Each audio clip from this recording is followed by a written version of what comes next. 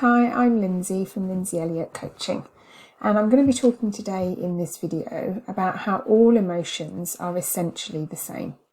So if you do enjoy this video, if you find it helpful, please do like the video and also subscribe to my channel and do all of those YouTubey things, because it really does help my content to be found and also for me to know that this content is helpful for you.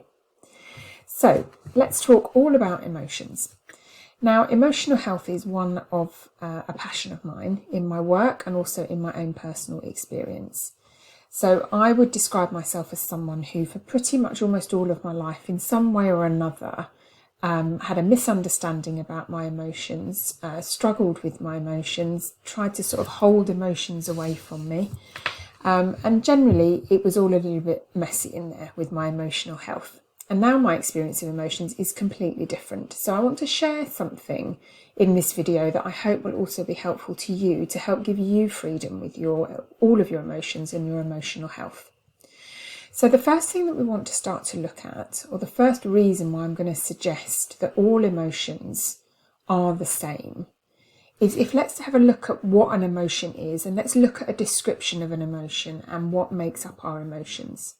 So essentially, all emotions are energy. So it's not like we can get an emotion, right, let's get anger and we're going to pick it up and put it in a bucket over here. We can't do that.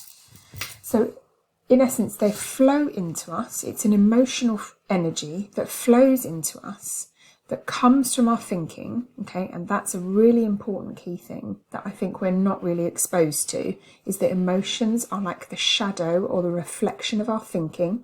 And thought is also an energy. Thought is also something that's flowing and moving all of the time within us. So that's really the first bit to notice.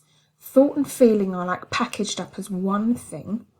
They are both an energy and they move all of the time. It's like it's constantly flowing. So when we can see, first off, that all emotions are essentially energy.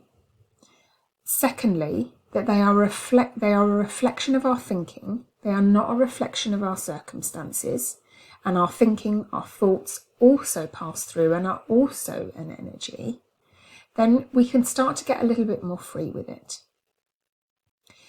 The only reason that emotions, I think, become tricky is partially because some of the labels that we as humans have put on them. And when you can really pull back and just sit in an emotion without the label of it, you will start to begin to, and I would encourage you to do this, you will begin to notice that it is simply energy or sensation. It's absolutely felt in the body.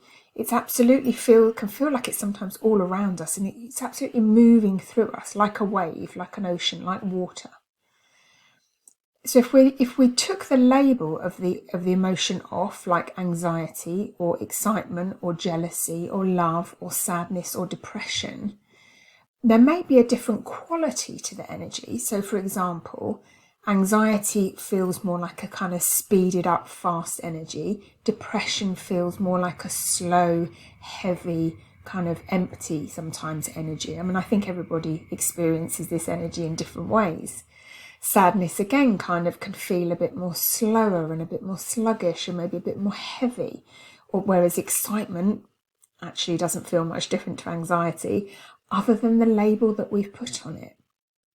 So when you can, if I really encourage you to have a look at this, because it's only in your own experience. I can sit here and say this to you all I like, but it's only really if you look in your own experience, that it's only the labels and the concepts that we have given to emotions that largely creates an issue with them. So for example, if, as I have experienced a lot of anxiety in my past, once I started to notice I was anxious and I didn't like the anxious experience, any time that that kind of similar energy would come into me, I immediately would pick it up and go, oh, I'm feeling anxious again. Why am I feeling anxious? I don't like feeling anxious because I don't like the experience. And what does it mean if I can't then do X, Y, or Z that I'm supposed to be doing because I'm feeling anxious? And we try to push it away.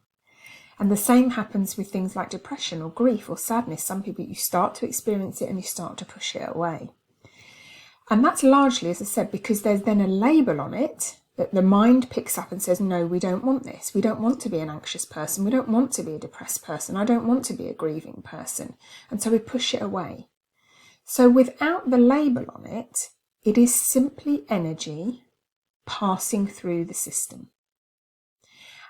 And the other really key important part about emotions that helps with emotional freedom is, if you really look, this energy is constantly moving. There is nothing that you could do or I could do to hold an emotion in place, to stop it from flowing, to stop it from moving and changing.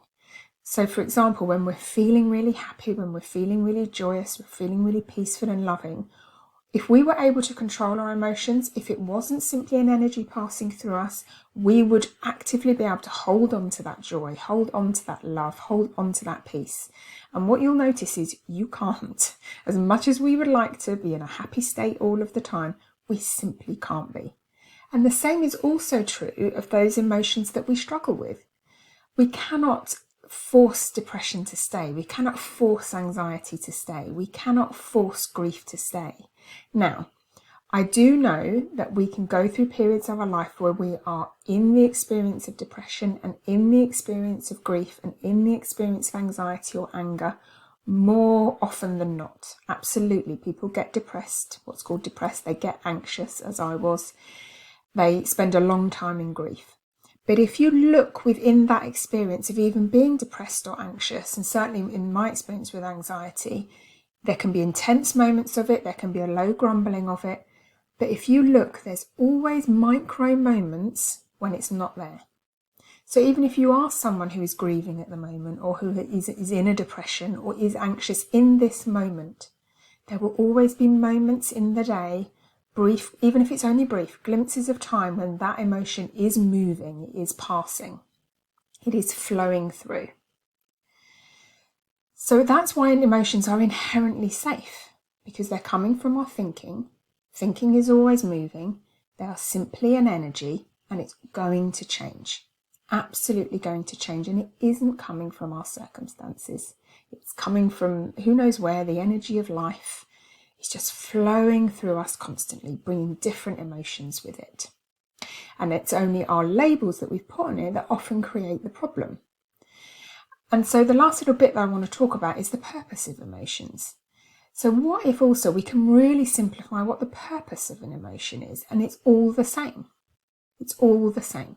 In my mind, the purpose of any emotion is to wake you up to the fact that you're up in your head, that you're believing your own thinking, that you're not here present with what is here and now. Because as I said, our emotions are absolutely a shadow or a reflection of our thinking. And when we get stuck in really intense emotions like anxiety or anger or depression, it means that we are believing our thinking. We are stuck looking up in our heads, believing that's who we are. And the feeling is trying to wake us up to that. Because we have so many thoughts, we're constantly thinking, the energy of thought is constantly moving through us. We have unconscious thought and conscious thought. We can't possibly grasp hold of all of it. So the purpose of emotions, as I see it, is to wake us up to the fact, particularly if we're in a really strong emotion that we're not enjoying, it's waking us up to the fact that we are up in our heads believing a story. So see if you can start to play with that as well. And I want to just give you a metaphor to maybe help illustrate this. Because I do think if we can see that the essence or the nature of emotions is essentially the same, which I will just summarise in a moment, it kind of takes some of the issue out of it, it takes some of the heat out of it, it takes some of the resistance of them all of the time, when we're not maybe labelling it or seeing it as, I like this emotion, I don't like this emotion means something about me, this emotion doesn't mean anything about me, when we're trying to push away or pull emotions to us. The easiest and fastest way to have smooth emotional health is to let it flow. 100%, just let it flow, let it be there. Because truly, for the rest of my life and the rest of your life, the only thing that's ever going to be happening is we are going to be feeling our own thought. Thought and feeling is going to be, constantly flowing. We're going to have an emotion come in, it's going to flow out. We're going to have thought and feeling come in, it's going to flow out. Thought, feeling, flowing in, flowing out. It's not going to stop. So the more that we can get really comfortable with just knowing that it's safe, it's going to pass, doesn't mean anything about us, and it's all the same, simply energy, bringing sensation in the body, coming from our thinking, then the smoother ride we are going to have, because truly it's not going to go away. And why should it? We don't want it to, because we also love all of the joy and the peace and the happiness. So the way that I see it, like a metaphor that I think is helpful just to illustrate this, is it's a bit like cars. So we all have a concept of car that is, kind of 4 wheels, sometimes 3 wheels, and is a kind of thing that we all agree on. This is what a car is called.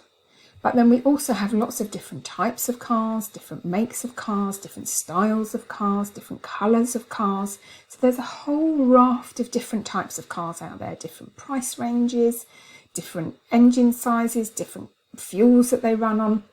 There's a load of variation in cars, but there is just one concept of car.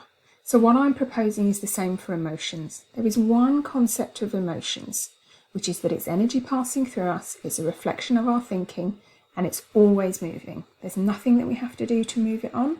There's nothing that we can do to stop it from moving. But like cars, we have lots of different words for all of the emotions.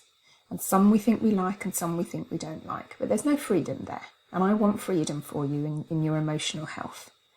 So if we can start to see that all emotion is just like the word car, as in an expression of something for which we then have lots of different words, and we can just see, when any emotion is coming to us, what if this is just energy passing through me, trying to wake me up to the fact that maybe I'm up in my head believing a story about myself or about life that isn't true. And if I just allow this to be here and watch it, it will move and it will go.